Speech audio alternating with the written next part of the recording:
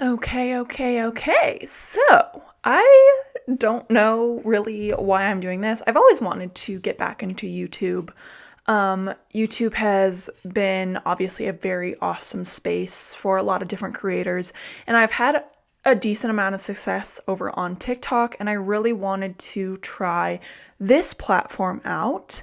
So I thought, why not set up a little Yap station? I hate that word, but why not set up whatever the hell this is? I hate to call it a podcast because I think everyone and their mother has a damn podcast nowadays. But I just kind of want to sit down and talk, I guess. I I put a lot of pressure on myself when it comes to my content creation over on TikTok. And it's pressure that I'm proud of because I do want to make content that is very good, it's visually appealing, and that I can sound like I know what the fuck I'm talking about. But I'm not gonna lie, there's moments where it just feels like it's not entirely worth it because people can still misconstrue what the hell I'm talking about. So I thought that this would be a little bit more laid back, a little bit more like of a friendship sort of situation, and less like I'm just reading off of a script and just talking to you guys. So that's what I'm hoping that this is, just a little bit more conversational, a little bit less formal. And yeah, what I hoped for this channel specifically, I really want to manifest this into being a full-time career. I've made a decent amount of money over on TikTok. It's not livable by any means, but the fact that I can make a couple dollars to a couple $100 every month. It pays for my car payment normally. And that's big. I would love for it to one day pay for my entire mortgage, my children's school, and eventually my horses. So I want to manifest, put this out into the universe that this will be my full-time job. My husband and I, we are hoping to move out of this area. We're in the northwest of Texas, near the El Paso area. And no offense to El Pasoians, but it is brutal over here. Between the 9 months of a 90 plus degree heat and the just beige of it all. Again, I'm not trying to bash this place. The people here are so nice, but it is not the place for my husband and I, to say the least. So in 2 years, we are hoping to move to our forever home, and we hope that place is in Reno, Nevada. I grew up in Northern California, so we frequented the Tahoe, Truckee, Reno area all the time, and I have nothing but fantastic memories in that place. Same with my husband. My husband lived there for a short period of time when he was a child, and he loved it as well. We also have two huskies, Rue and Blue, and they miss the snow so much. And I think Reno would be a great place to have a mix of beautiful weather, beautiful place to live in, and just everything that we could really want and thrive in. So that is what our goal is, what my goal is with this platform. And yeah, I've also been really inspired lately by a lot of different podcasters. This might sound really crazy, but I am not the type of person to listen to music. Don't get me wrong, I enjoy music, but I don't know if it's like an ADHD or I hate people who self-diagnose, so I'm not going to say like spectrum shit.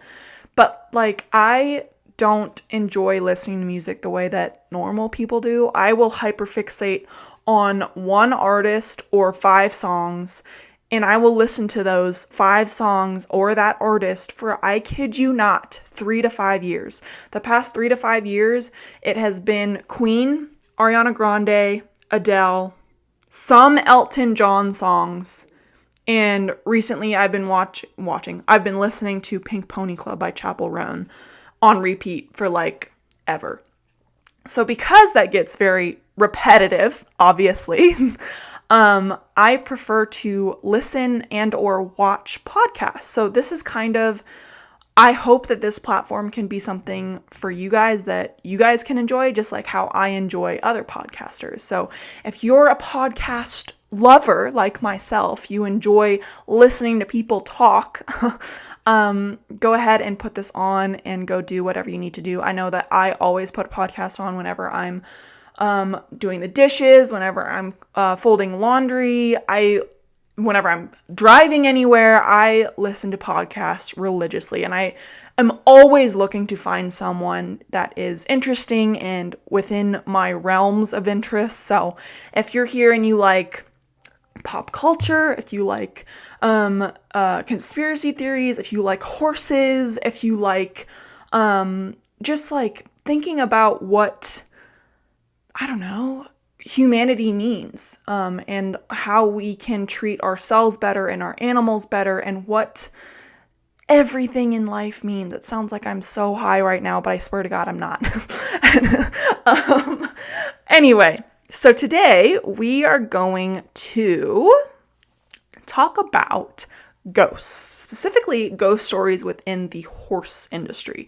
So you guys probably are coming over from TikTok. A lot of people who have already subscribed to me or know me from my YouTube and or TikTok know me because I talk anything and everything about horses. So today we're going to kind of mix my two loves, the horses, and also I am a huge lover of the paranormal.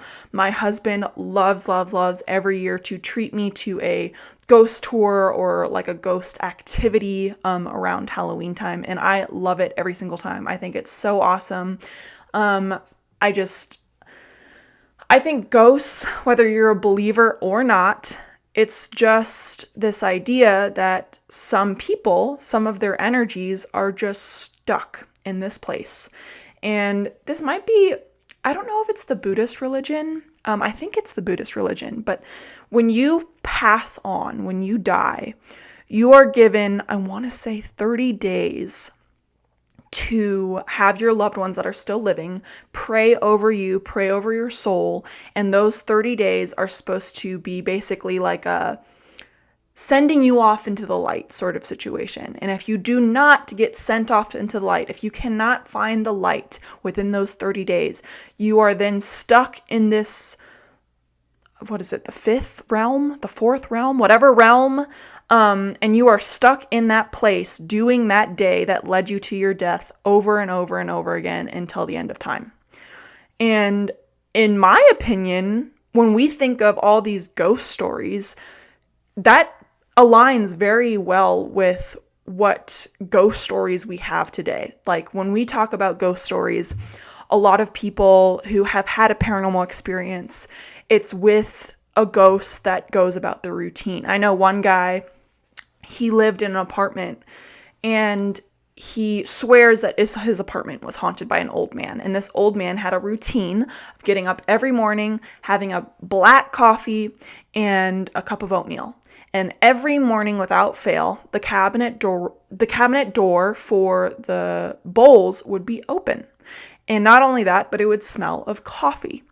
And it wasn't like, those ghost stories are kind of cute and fun, but it kind of is just like, wow, like maybe they are just stuck in this realm and they just need help finding the light. Now, with that being said, I do not dabble with demon shit. I played with a Ouija board with my friends in high school a handful of times. And there were 2 moments that were very eerie and the other ones were just pretty like fun. But the 2 moments that were very eerie, we didn't sprinkle a circle of salt around the Ouija board. I believe the salt is supposed to like be a protector, because it's a very natural and raw material. It's a material that's supposed to mean protectiveness or to protect. I'm not entirely sure about that. But the 2 times that we had a really, really just, first of all, it was a weird feeling. Like every second of that experience, the hair on the back of your neck was stood up in like the worst way possible. And it was just, I have no idea how to describe it. And it was like one of those moments where like you just forgot all of the details, like trauma, the way that your brain processes trauma, and sometimes it just rejects that, so that way you don't have to relive whatever traumatic event. It's like a form of self-protection almost. yeah, that's what happened. Like my brain just was like, nope, we're not going to think about that anymore because that's not okay. That whatever happened in that realm, in that room with that Ouija board was not okay, and we are not going to relive that ever again.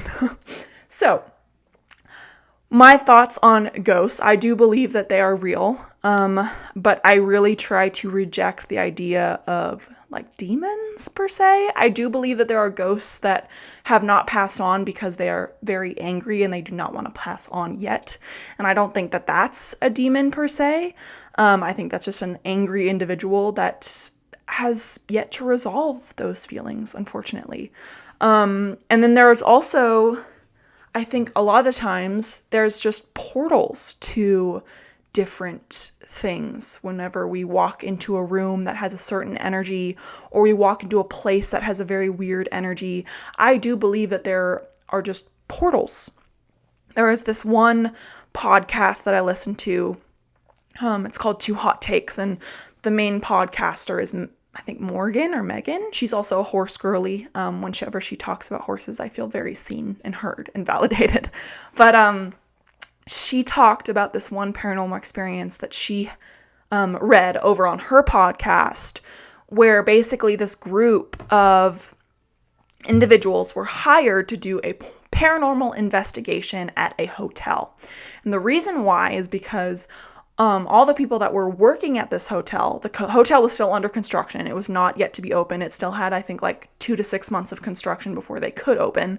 So it was very not a hotel yet. So they hired an investigative team to go to this construction site, basically, to see what was wrong, what was happening. Why were these workers that were trying to do their work so scared to do their job? So they get sent there, and upon entry, they see this fabulous hotel. It's completely done to the nines. It looks like a 5-star resort. It is stunning. They walk into the lobby. On the left, there's a full-blown restaurant, like pumping out drinks, pumping out food. Everyone seems to be happy and laughing and having a chatter. And then on the right is the lobby, and there's a long line of people getting ready to get checked in. And it seemed like this hotel was just popping. Like it had so much atmosphere to it, and everyone seemed so happy and joyous to be there. And they were like, oh, well, this is interesting. We thought that we were walking in on more of like a construction site. That's weird, but okay. So they wait in line to be met with the, I'm assuming, hotel manager. And they talked to the hotel manager, and they basically said like, hey, we were hired by the hotel owner to do a paranormal investigation. If you could lead us to a place that will be out of your way, but a place where we can just set up and start our work, that'd be awesome. And he said, yeah, absolutely. So they took him up to some floor in the hotel room, or hotel, and I forget what made them spook, what made them skedaddle on out of there. But once they got all set up, they realized that all of their camera equipment had died. And they also realized that there was no cell service. And they were like, well, that's weird because we had cell service and all of our camera batteries were fully charged. Their camera batteries in the camera, and then their second and third backups were also all the way charged. So they were like, okay, well, that's weird. So something's definitely here that's from the paranormal. Because for those of you that don't know, most of the time, in order for a paranormal situation to occur, they need to draw from some sort of energy source, whether that energy source is from the human energy, the human body, or whether that energy source is from our technology. So they thought, well, that was really weird. And I forget what happens that makes them like just get on out and like run the fuck out of there. But something happened. I want to say that the hotel manager, went to go walk somewhere, and all of a sudden he just literally vanished.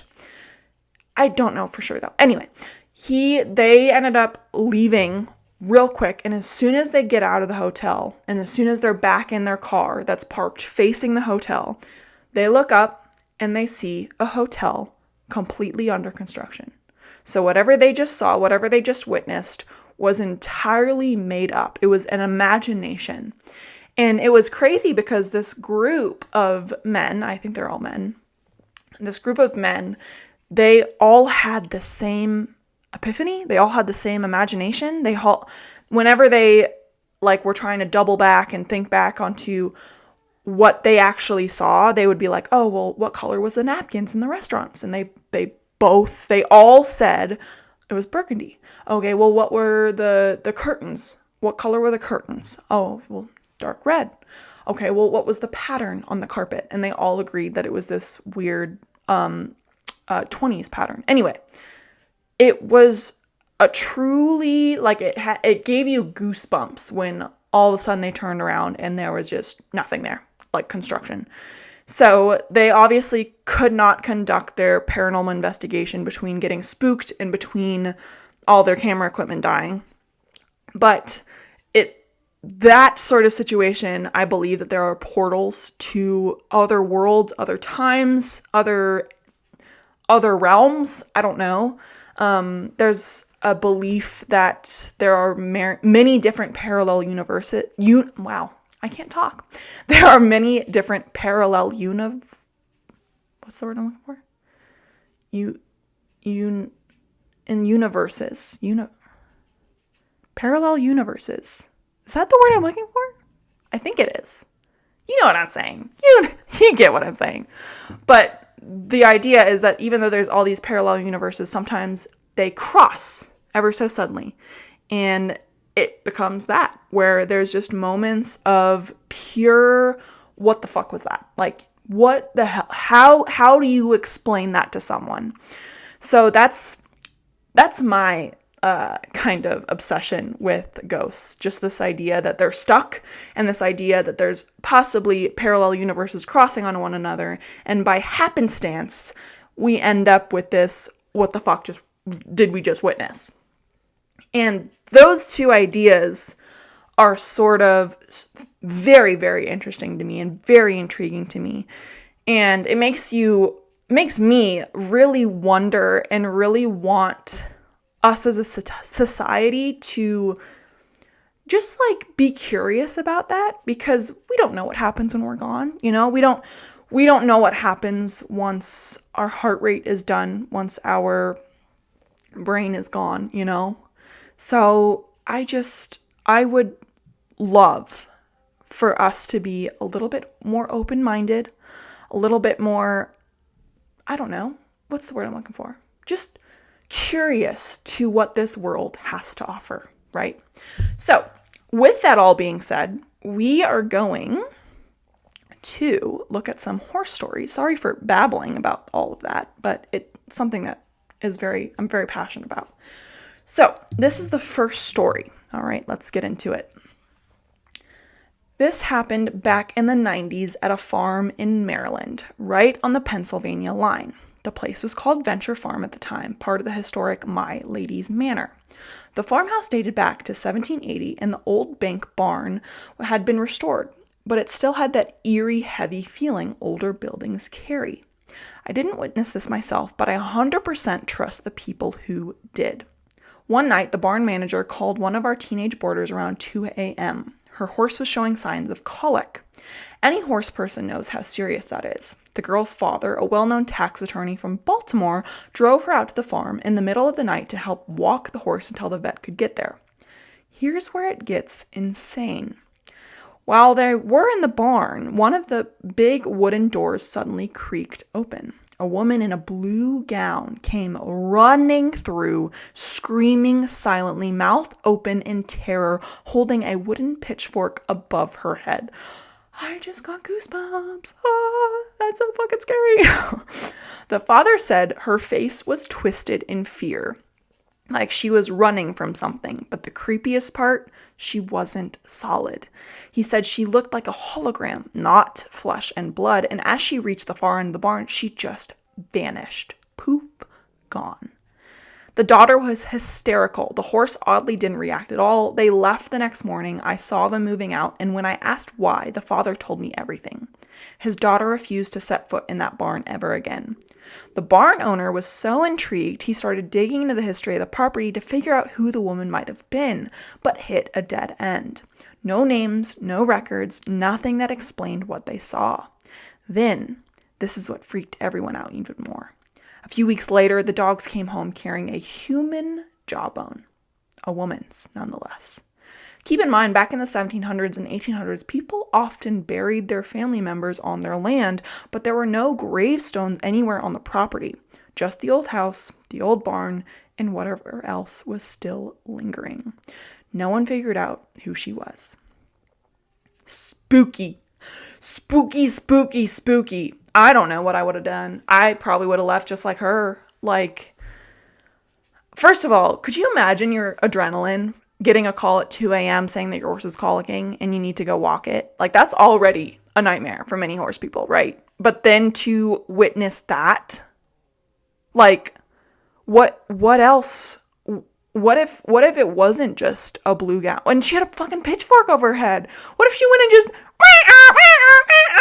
like, oh my lord, like, I would have lost it. I wonder if the horse had anything to say about this, because, like, you know how everyone has that spooky corner in their arena?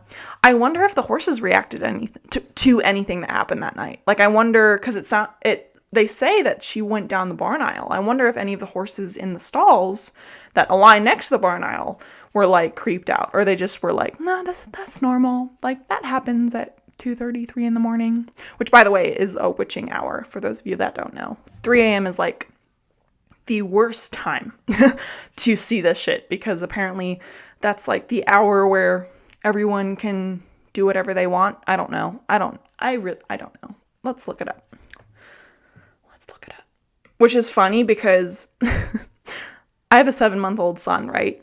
And he has been waking up at 3 or 3:30 in the morning on the dot since he was born to have a midnight snack. And it always makes me so nervous just because I'm such a chicken shit. What is the witching hour? 3 ghosts.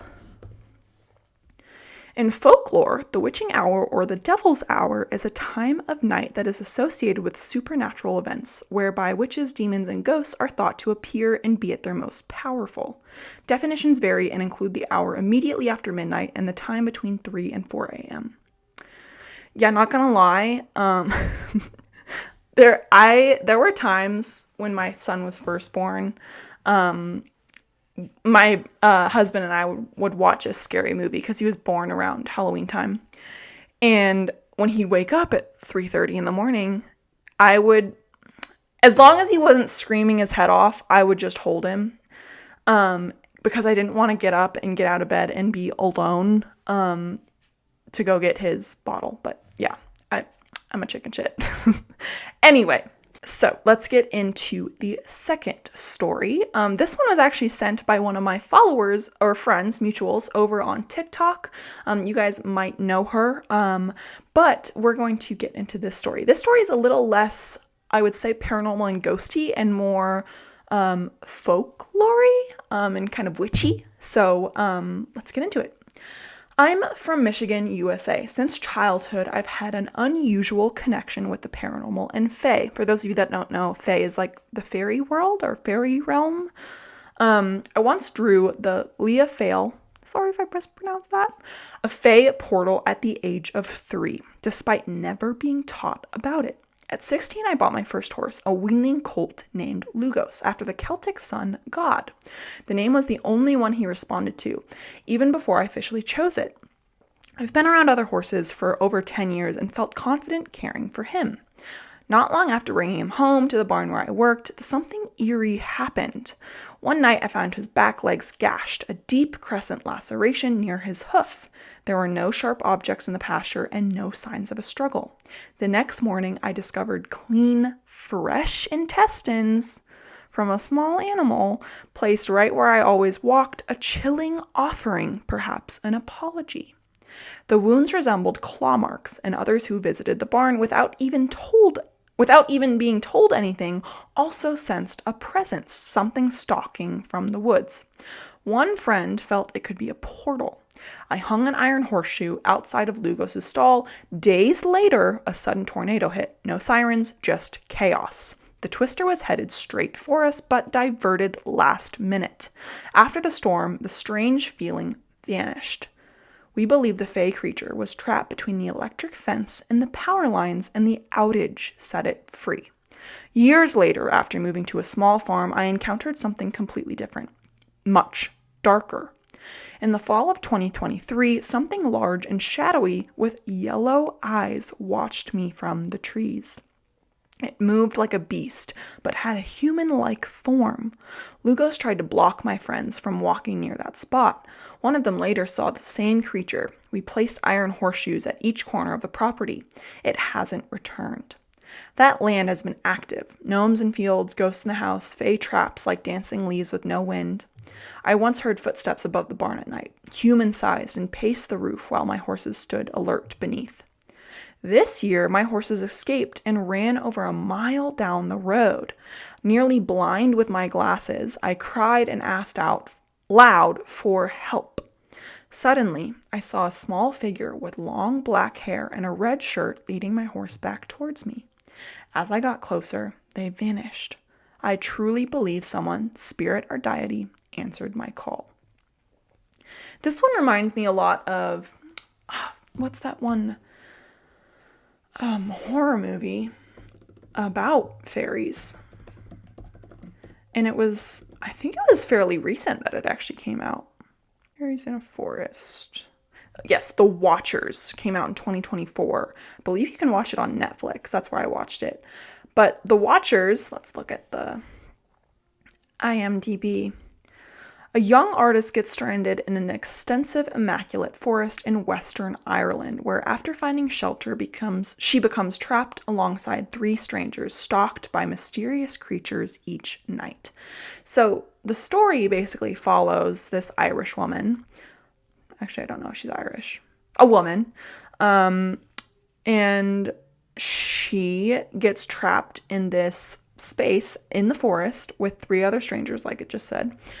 And every night there are these fairies that come out and they try to mimic what these people are doing inside of this trapped house with a huge, huge window.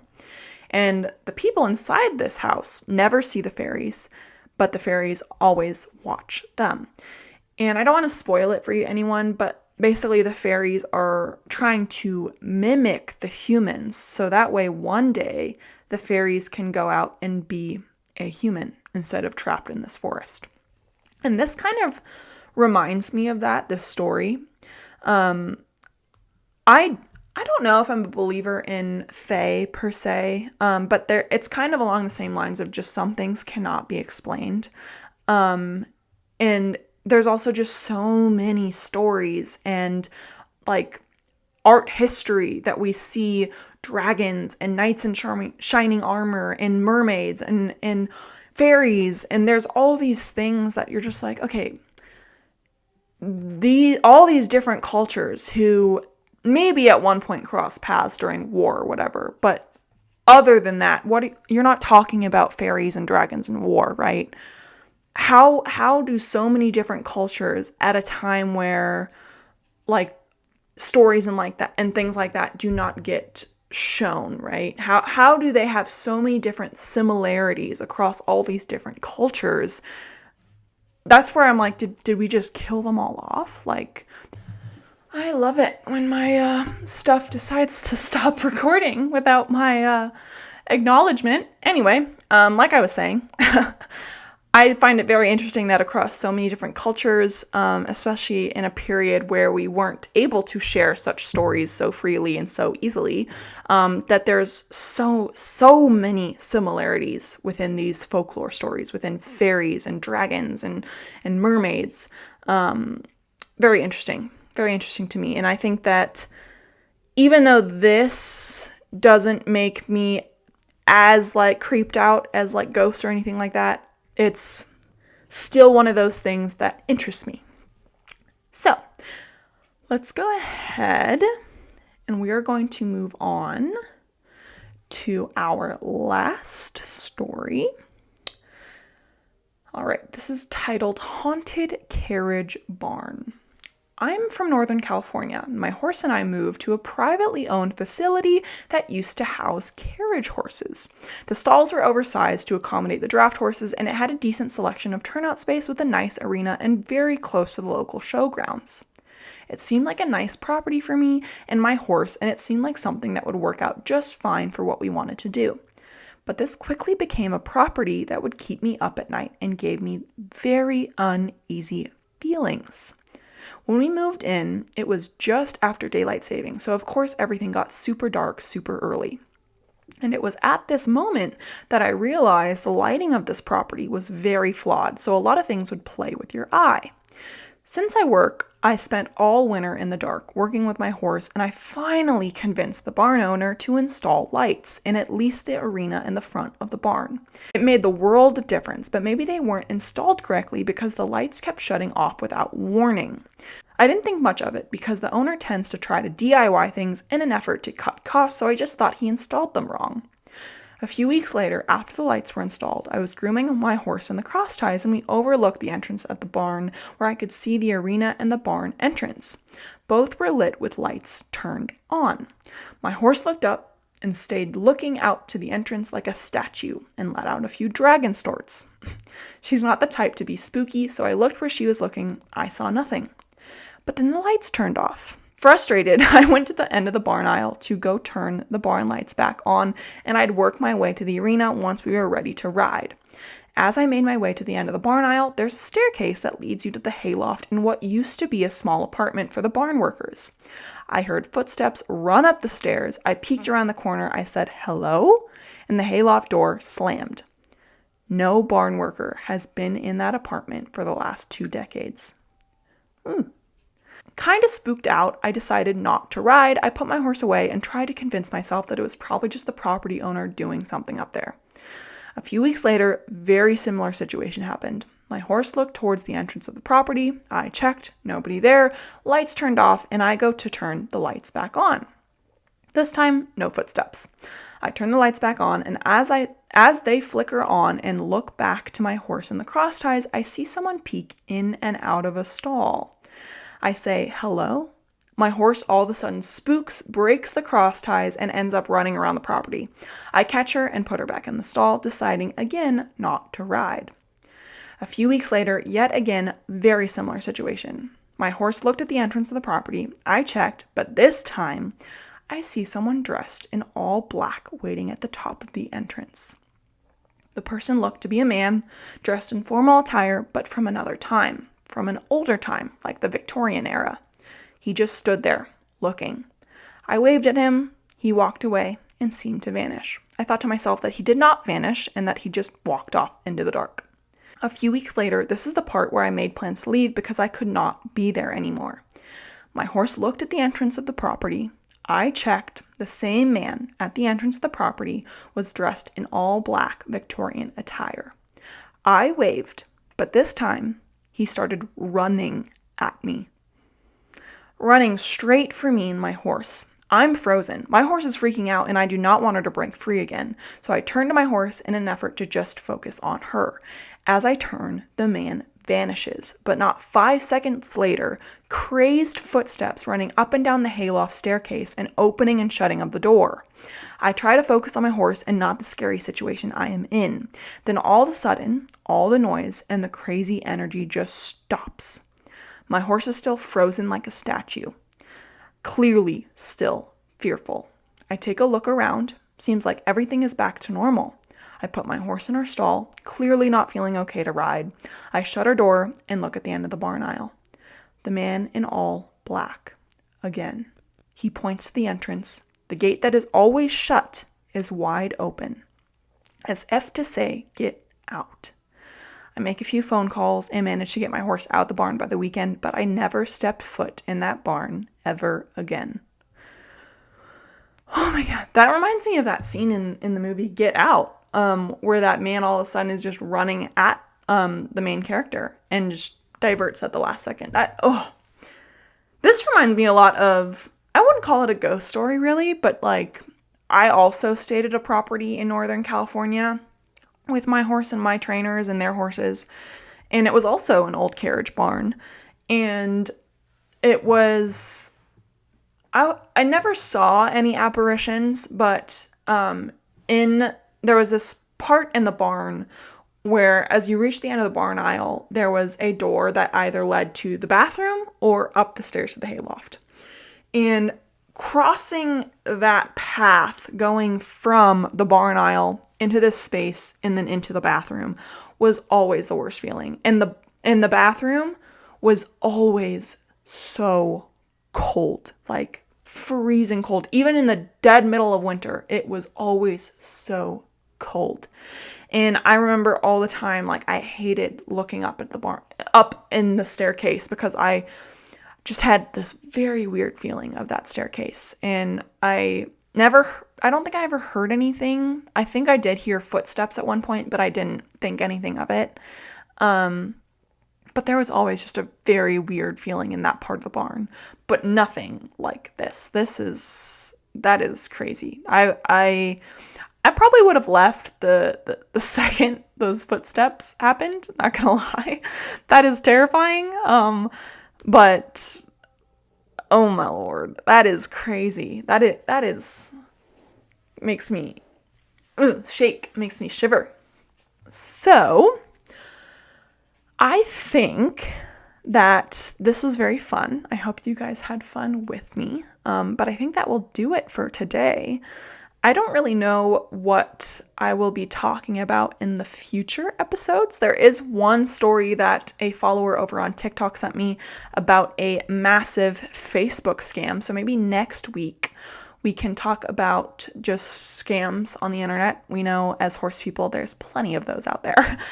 So maybe I'm going to ask over on TikTok and over on Reddit to send me any and all stories that revolve around scams on the internet. So if you have a scam story, or if you have a crazy story that you'd like me to read or react to, you can send them to my Gmail account. There, I'm going to put it right here. I'm pretty sure it's called theinsidetrack.equestrian@gmail.com. You can send them over on there, or you can DM them to me on my TikTok over on @theinsidetrack.ec. If you liked this, do all the phenomenal things like subscribe, like, and comment. If you have any similar stories in the horse realm with spookiness, feel free to drop those in the comments down below as well. Anyways, I had a lot of fun today, and I hope to make this somewhat of a weekly occurrence. I had a lot of fun doing this. Surprisingly, my throat is very sore. I've only been talking for 39 minutes, but oh my lord, my voice is so sore. I guess I just don't talk, or at least I don't talk as much as I think I talk. Anyways, how many times am I going to say that? I loved being here. I hope you guys love being here too. I will see you guys next time. Bye.